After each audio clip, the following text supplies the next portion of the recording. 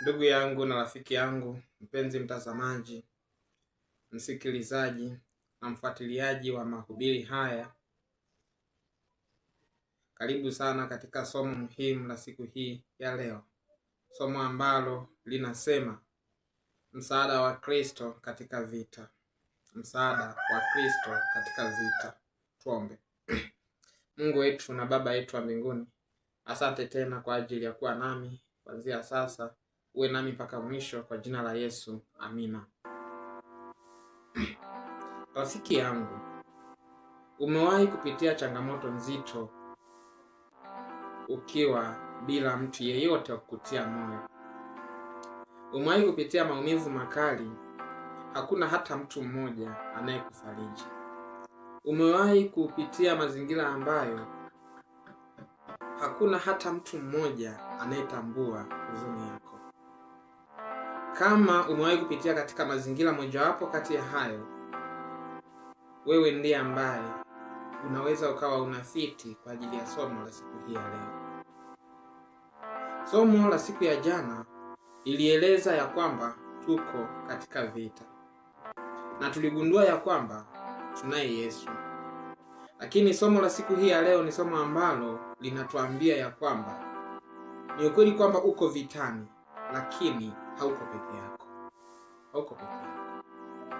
Somo hilo linasema msaada wa Kristo katika vita. Jana tuliona tuna Kristo, leo tunaenda kuona msaada wake. Hauwezi ukafurahi kwa sababu una Kristo bila kujua ni nini umuhimu wake katika vita hiyo. Kaa kwa kutulia mpaka mwisho wa somo hili. Ndugu yangu na rafiki yangu, Biblia takatifu inatueleza maneno mazito na kutuambia ya kwamba ulimwenguni tunayo dhiki. Ulimwenguni tunayo dhiki. Hiyo ni Yohana Mtakatifu sura ya 16 mstari wa 33. Kuna wakati utalia. Kuna wakati familia yako mwenyewe itakutesa. Watoto watakuumiza kichwa. Kuna wakati ndugu zako watakufanya uweze kuwa katika mazingira ya huzuni. Duniani tunayo dhiki, hiyo ni hakika. Kuna wakati kwa sababu ya huduma yako unayoitenda watu watakusema vibaya. Kuna wakati watu watakusengenya kwa sababu ya huduma ulio nayo. Rafiki yangu na ndugu yangu, hukuanza wewe. Wako wengi waliopitia katika mazingira kama haya, akiwepo na Paulo.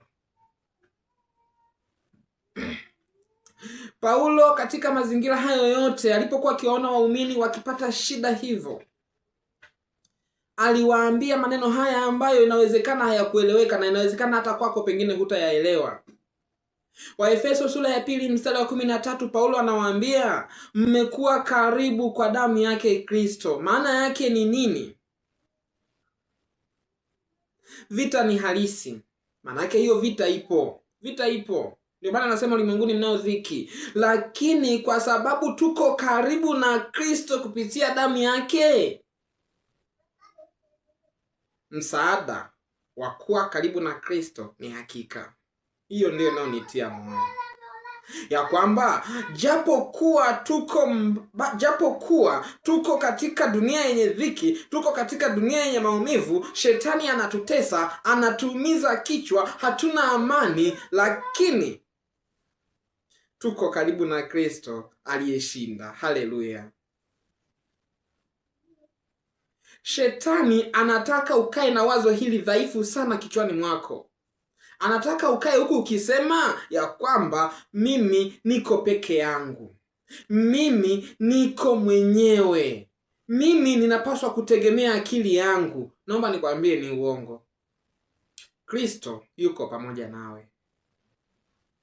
Kristo yupo kwa ajili yako.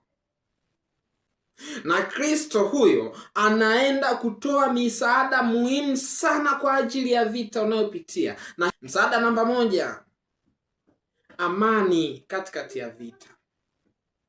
Tunapopitia katika maumivu makali ya vita, Yesu Kristo anaahidi kutupa amani. Kutupa amani.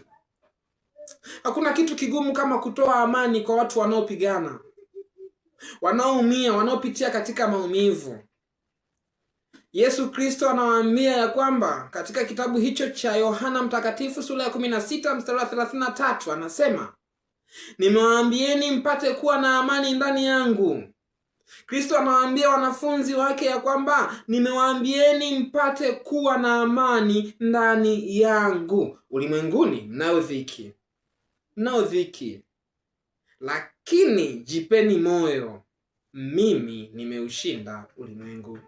Hayo ni maneno ya Kristo ambayo yanatutia moyo, yakituambia ya kwamba jipeni moyo. Jipeni moyo. Sauti ya jipeni moyo ni sauti ambayo inakupa nguvu ya kuzidi kusonga mbele kwa ujasiri. Lakini pili, inakupa amani ya kwamba hata kama ninapitia katika changamoto hizi, iko siku nami nitamuona Bwana. Haleluya. Kitabu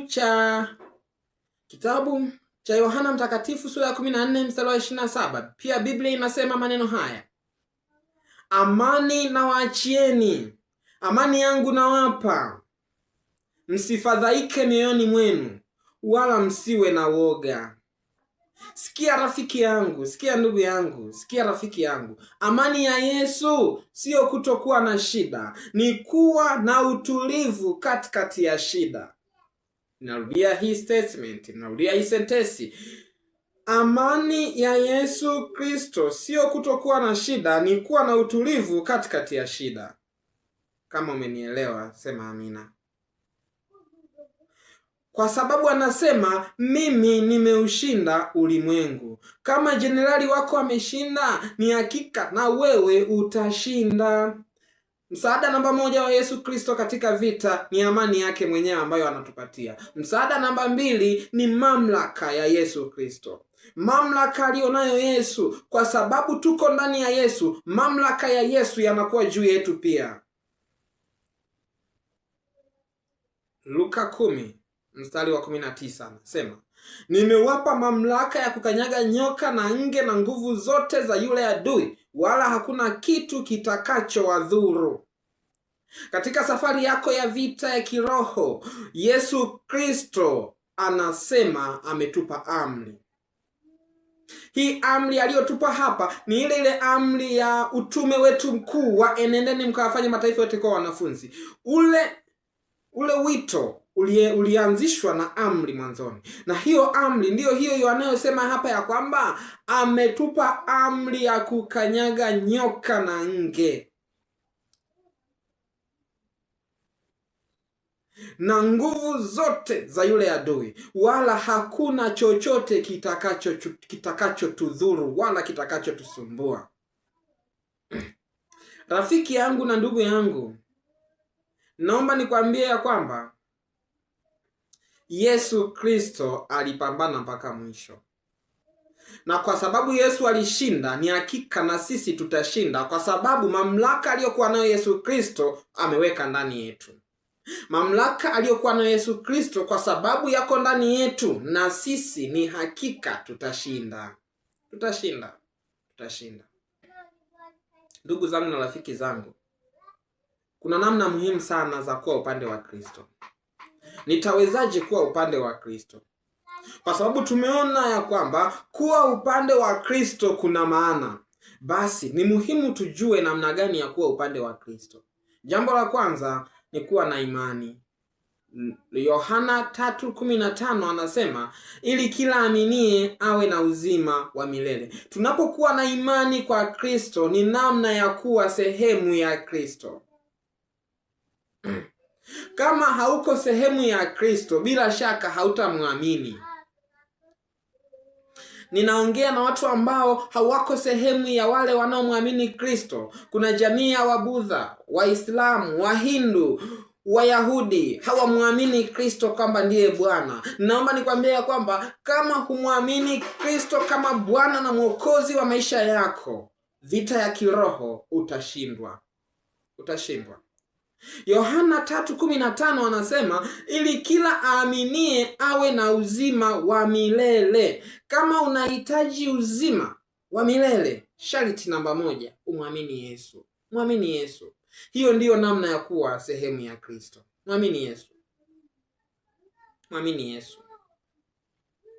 Namna ya pili ya kuwa sehemu ya Kristo ni utii. Kuna wengi ambao wanaishi wakiwa wanaamini kwamba kuna Kristo, wanamwamini Kristo, lakini wako mbali naye kimatendo. Biblia inasema, heri walisikiao neno la Mungu na kulishika. Luka 11:28. Wana heri kubwa wale ambao wanalisikia neno la Mungu na wanalishika. Tunachotakiwa kukifanya ni nini? Fanya kile ambacho neno la Mungu linakwambia, kisha tembea katika neno hilo mpaka mwisho wa wakati. Ndugu zangu na rafiki zangu, uwapo katika Kristo, ushindi ni hakika. Sio kwa sababu wewe una nguvu, sio kwa sababu wewe ni hodari, bali ni kwa sababu Kristo uliye pamoja naye ni hodari. Bwana akubariki. Tuombe. Mungu wetu na Baba yetu wa mbinguni, asante tena kwa sababu umeendelea kuwa pamoja nami mpaka sasa. Napoailisha somo hili katika siku ya leo, nipe nafasi tena kukutana na mjoli wako katika siku ya kesho au siku zinazofuata kadri utakavyozidi kutupa nafasi. Ni katika jina la Yesu Kristo nimeomba na kushukuru. Amina.